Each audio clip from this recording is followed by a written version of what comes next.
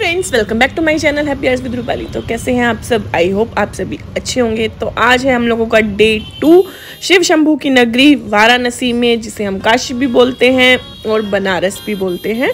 तो आज हम लोगों का डे 2 है और डे 1 में हम लोगों ने दर्शन करे थे काशी विश्वनाथ जी के। तो आज हम जा रहे हैं काल भैरव जी के दर्शन करने। वैसे तो मान्यता ये है कि पहले आपको काल भैरव जी के दर्शन करने चाहिए, उसके बाद आपको काशी विश्वनाथ जी के दर्शन करने चाहिए। पर हम लोग पहले वहाँ चले गए थे क्योंकि हम दशाश्वमेध घाट गए थे और वहाँ से ही काशी विश्वनाथ जी का मंदिर पास में ही था। तो पहले हमने वहाँ दर्शन कर लिए थे। तो आज डे 2 पे हम सबसे पहले काल भैरव मंदिर आए हैं, यहाँ पर दर्शन करेंगे और उसके बाद हम कोई और काम करेंगे।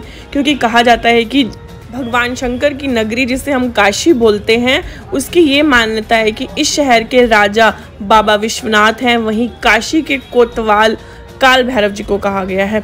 इसीलिए यहाँ पर दर्शन करना बहुत ही ज़रूरी होता है, क्योंकि माना जाता है कि काशी में बाबा भैरव की मर्जी के बिना कुछ भी नहीं होता। वही पूरी नगरी की देख रेख करते हैं। और काशी में रहने वालों का ये भी कहना है कि बाबा विश्वनाथ के मंदिर के पास एक कोतवाली है, जहाँ की रक्षा खुद काल भैरव जी करते हैं। तो ये देखिए, अंदर जाते हुए हमें बाबा काल भैरव जी का मंदिर दिखेगा और वहीं पर हम लोग दर्शन करेंगे। काफ़ी भीड़ थी जब हम लोग गए थे, क्योंकि सबसे पहले लोग यहीं दर्शन करते हैं और उसके बाद काशी विश्वनाथ जी के दर्शन करने जाते हैं। तो बस इस तरीके से दीवार पर कुछ कलाकारी की गई थी, वो भी मैं आप लोगों को दिखा रही हूँ। और जब हम गए थे तो भीड़ इतनी ज़्यादा नहीं थी पूरी, मतलब हम लोग लाइन में खड़े हुए और उसके बाद काफ़ी लाइन बढ़ती गई और बहुत ही ज़्यादा भीड़ हो गई थी जब हम दर्शन करके बाहर आए थे। तो ये देखिए, आप देख सकते हैं पीछे हम लोगों ने प्रसाद लिया और उसके बाद हम लोग अंदर दर्शन करने के लिए अब जाएंगे। और बहुत अच्छा लगा था वहाँ दर्शन करके। और बोला जाता है कि यहाँ पर मंगलवार और रविवार को बहुत ही ज़्यादा भीड़ होती है। लोग बहुत ही ज़्यादा तादाद में यहाँ दर्शन करने के लिए आते हैं। जैसा कि आप देख ही रहे होगे, यहाँ पे धीरे धीरे भीड़ बढ़ती जा रही है। तो बस अंदर मोबाइल अलाउड नहीं है, जितना भी हो सकता है मैं आपको दिखाने की कोशिश कर रही हूँ। बस इसके बाद ये लाइन अंदर तक गई, फिर हमने भैरव जी के दर्शन करे।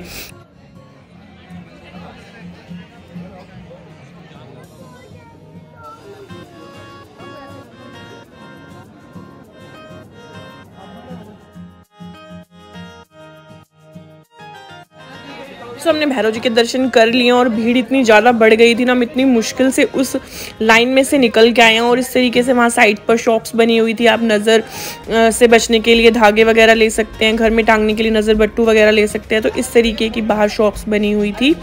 तो अब हम चलते हैं हमारी नेक्स्ट डेस्टिनेशन पर।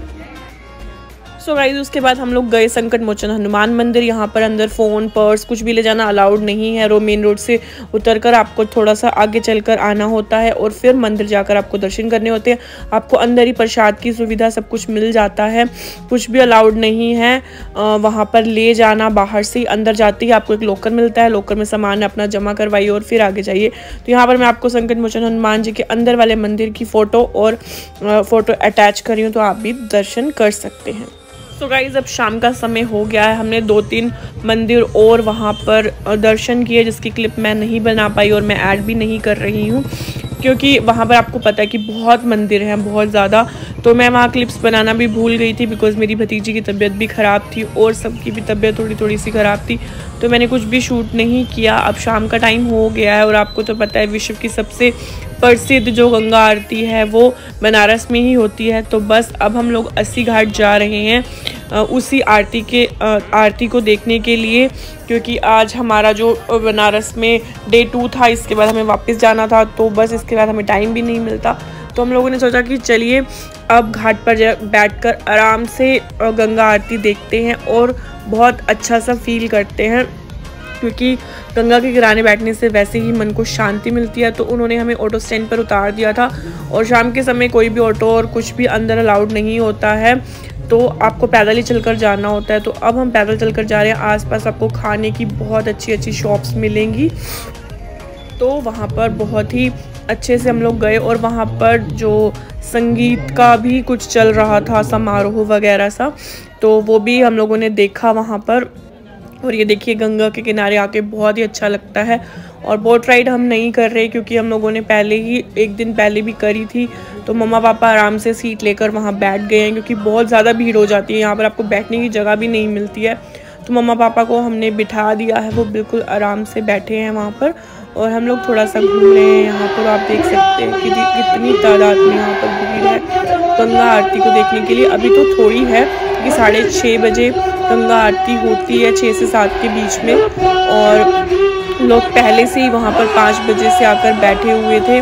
तो वहाँ पर ऐसे दो बने हुए हैं जो गंगा 2 समिति बनी हुई है, तो वहाँ आरती होती है। इस साइड मम्मा पापा बैठे थे और एक उस साइड है, वो दोनों सेम ही है, आरती होती है दोनों जगह। और आप देख सकते हैं कितनी भीड़ है यहाँ पर गंगा आरती को देखने के लिए। संघर्ष करके और 90 वर्ष शासन करके अंग्रेजों ने यहाँ की संस्कृति, यहाँ की शिक्षा सब कुछ तहस करके ले गए और अपनी शिक्षा, अपनी संस्कृति को हमारे ऊपर उड़ा दिया, लागू कर दिया।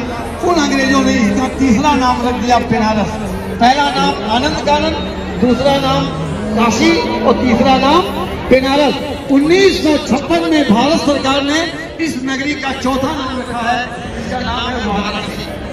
जिसका नाम है वाराणसी, ये चौथा नाम है जो 1956 में भारत सरकार ने रखा था। वाराणसी आप जहाँ बैठे हैं, इस घाट का नाम अस्सी घाट है। अस्सी घाट इसलिए जहाँ आप बैठे आज से ज्यादा नहीं 40-50 साल पहले यहीं पर अस्सी नदी माँ गंगा से मिलन किया करती थी। आज वो बातें हम 1 किलोमीटर दूर ले गए हैं क्योंकि हम ज्यादा बुद्धिमान हैं, हम लोग नदियों पे ज्यादा ध्यान नहीं रखते हैं। तो हम लोगों की गलती से 1 किलोमीटर दूर चली गई और अस्सी नदी जो माँ गंगा के पहले की है, जब माँ गंगा यहाँ नहीं थी तो काशी में 5 नदियाँ बहा करती थी। वो मैं आपको बताता हूँ कि 9 नदियाँ काशी में बहा करती थी। पहली नदी है मोरना, जो राजघाट के उस पार है, आज ही है मोरना का रोड बन चुका है। पहली नदी है मोरना, दूसरी नदी है मत्स्योरी जो आज मछोरी हो गया है, तीसरी नदी है मंदाकिनी जो आज मैदानी हो गया है, चौथी नदी है गोदावरी जो आज गोदौलिया हो गया है, पांचवी नदी है राशि जो आज नाला हो गया है। और तो हम इन 5 नदियों के स्वामी थे, तब उस समय बहुत ध्यान से लोग ध्यान करते थे। माँ गंगा जब यहाँ से नहीं गुजरी थी तब हमारे नगर में 5 नदियाँ बहा करती थी। और आप जहाँ बैठे हैं, इस शहर का नाम वाराणसी है, उसमें भी पहला शब्द है मोरना, जो माँ गंगा के उस पुल के उस पार पहला शब्द है मोरना और शब्द है अस्सी। मोरना और अस्सी को मिलाते हैं तो वाराणसी होता है, इसका वाराणसी होता है। इस शहर में भी, इस शहर के नाम में भी दोनों नदियों का नाम मिक्स है, मिला हुआ है, इसीलिए यह वाराणसी है। इसके 4 नाम है। नंबर 1 आनंद कानन, नंबर 2 काशी, नंबर 3 बनारस और नंबर 4 वाराणसी। गंगा मैया की। सो गाइस फाइनली गंगा आरती शुरू हो गई है, जो यहाँ पर देख सकते हैं आप। आगे भी कितनी भीड़ है लोगों की और पीछे भी कितनी ज़्यादा भीड़ है लोगों की, सिर्फ आरती देखने के लिए, क्योंकि आरती बहुत ही अच्छी होती है और बहुत ही सुकून मिलता है यहाँ पर आरती देखकर। तो आप लोग भी आरती देखिए कि किस तरीके से गंगा किनारे आरती होती है।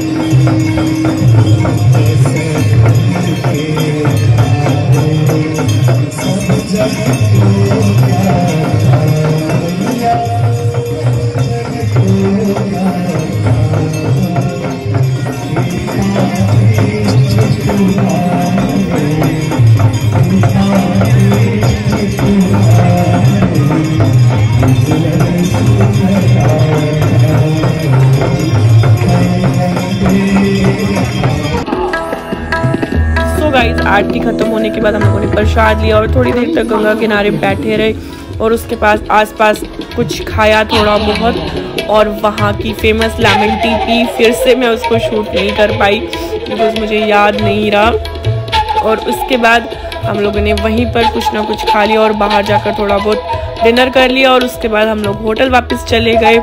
और ये है नेक्स्ट डे। तो आज हम वापस जा रहे थे, वापस मेरे मामा जी के घर जा रहे थे और नेक्स्ट डे हमारी ट्रेन थी वहाँ से।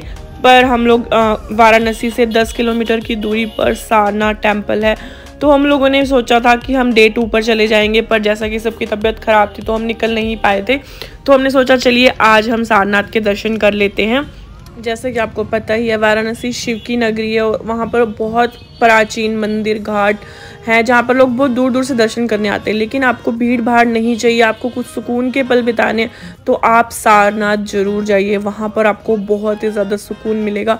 और एक ही बहुत ही पवित्र बौद्ध तीर्थ स्थल है, यहाँ पर लोग बहुत दूर दूर से जाते हैं। और सारनाथ में ही गौतम बुद्ध ने अपने 5 शिष्यों को पहला उपदेश दिया था, वो भी यहीं दिया गया था।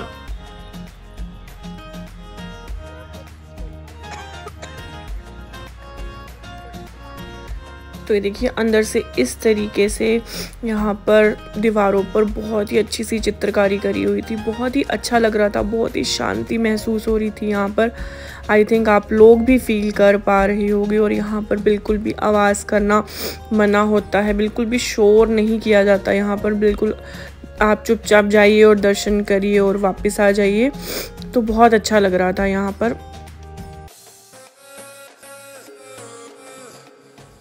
और उसके बाद यहाँ पर स्टैचूज़ बने हुए थे गौतम बुद्ध के।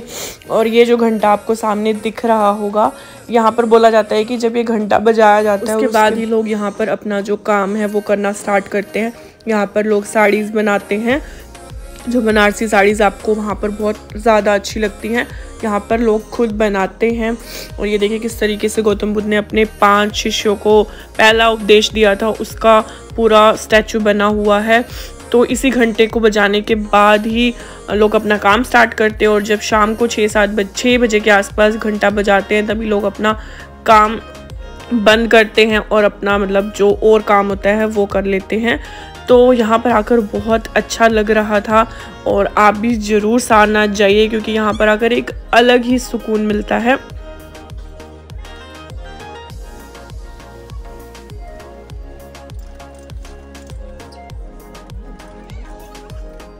सो गाइज ये सम्राट अशोक के टाइम का स्तंभ है। जो बनारसी साड़ीज़ होती हैं उन पे जो प्रिंट किया जाता है वो इसी को देखकर, मतलब पहली बार इसी को देखकर इसी से इंस्पायर होके बनाया गया था। तो ये वो भी हम लोगों ने देखा था।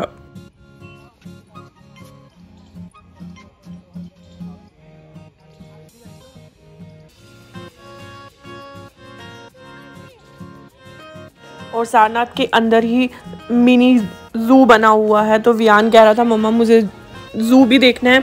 तो वहाँ पर पर्सन 10 रुपीज़ जो हमसे चार्ज किया गया था एज अ टिकट। तो इस तरीके से पानी के अंदर काफ़ी कलरफुल फिशेस थी और उस जू में भी काफ़ी सारे एनिमल्स थे, मतलब जैसे कि हिरन हो गया, थोड़े बहुत पक्षी हो गए, डक्स हो गई, मतलब इस तरीके के कुछ बर्ड्स थे। इसको हम मिनी जू बोल सकते हैं। और एक पिकनिक स्पॉट बहुत ही अच्छा है सारनाथ, आसपास आपको बहुत कुछ देखने के लिए मिलेगा। और वहाँ पर 1-2 ऐसे थे जो बंद थे उस टाइम, क्योंकि दोपहर का टाइम हो गया था। तो दोपहर के टाइम 1 से 1.5 घंटे के लिए वो टेम्पल बंद हो जाता है, तो हम वो नहीं एक्सप्लोर कर पाए थे। तो जितना हो सका था हम लोगों ने किया था, क्योंकि हमें आगे भी निकलना था। और वहाँ पर क्रोकोडाइल्स भी थे, तो वियान बहुत ज़्यादा एक्साइटेड हो गया था उनको देख के कि मम्मा वो देखो क्रोकोडाइल्स सो रहे हैं। तो बस हम लोगों ने वहाँ पर जू भी इंजॉय किया था। तो जू देखने के बाद हम लोग गए चाइनीज़ टेम्पल, वो भी सारनाथ में ही है और वो भी बहुत अच्छा बना हुआ है। वहाँ जाकर भी एक बहुत ही अच्छा सा सुकून मिलता है, तो आप वहाँ पर भी जा सकते हो और बहुत अच्छे से दर्शन कर सकते हैं। तो बस यही था मेरा एक छोटा सा वाराणसी ट्रिप का व्लॉग। जितना भी मैंने एक्सप्लोर किया वो मैंने आप लोगों के साथ शेयर किया। और अगर आपको मेरा ये वीडियो अच्छा लगा हो तो प्लीज़ लाइक करना, शेयर करना एंड सब्सक्राइब करना मत भूलना। जल्दी मिलते हैं न्यू वीडियो के साथ, तब तक के लिए good bye, keep watching happy hours with Rupali, bye bye.